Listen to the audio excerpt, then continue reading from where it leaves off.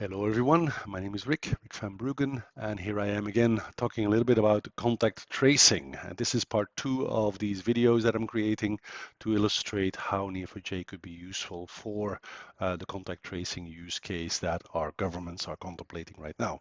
Right, so I've got my browser guide here up and running, right? We've already referred to my blog posts, the data set, we've created the data set in a Google Sheet, and we've imported the data set into Neo4j already in the past video, right? So next up, we're going to be querying this data set, right? So the data is already here. I've got my continents, my countries, my regions, my places, my persons, and my visits, right? All of these things are ready. Right. So here's an interesting question for you. Who has a person potentially infected? Right. So what I'll do here is I'll grab a person with a health status sick, any random person.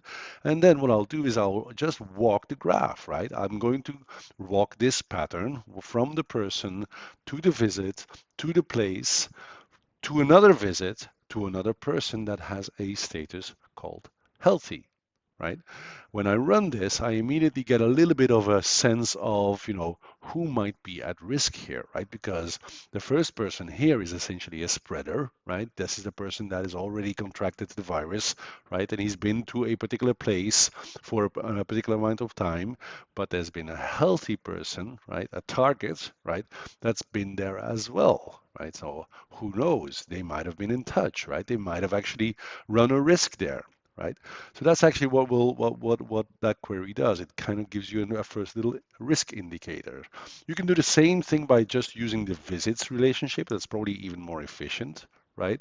And it gives you a graphical view of this, right? So if I just run this a little bit more, I zoom out a little bit, I see the places, I see the people connected to it, and I see here in the properties at the bottom here, I see a healthy person, another healthy person, another healthy person.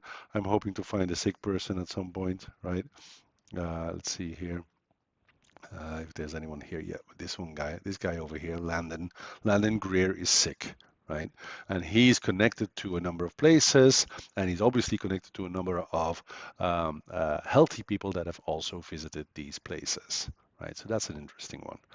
Now, it would actually be more interesting if you could establish if this particular sick person was at a particular place at the same time as some of these healthy people, right? So that's what we call the overlap times, right? In order to do that, we're actually going to look at this a little bit more differently.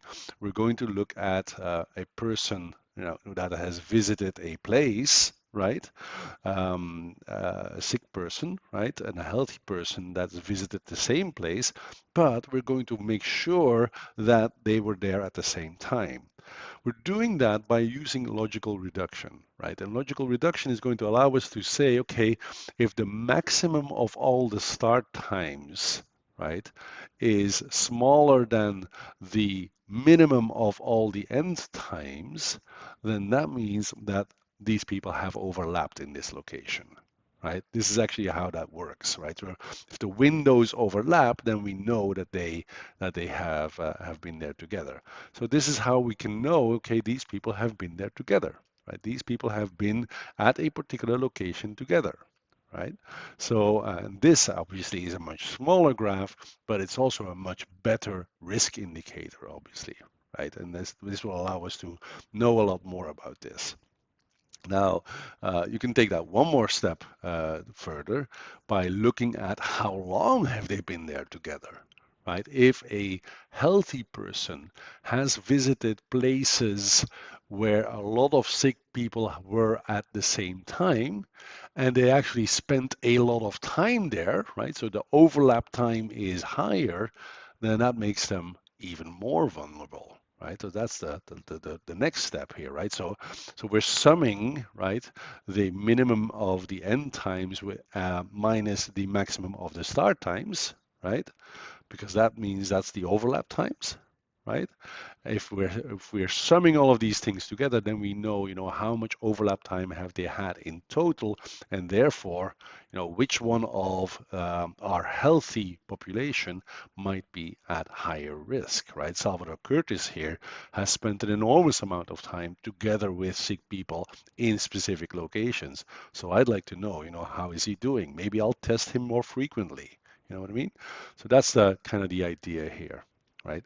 There's a lot of other things that we can do here, like we can look at, for example, places as well. We can establish whether or not certain places are more likely to be visited by sick people, yes or no, right?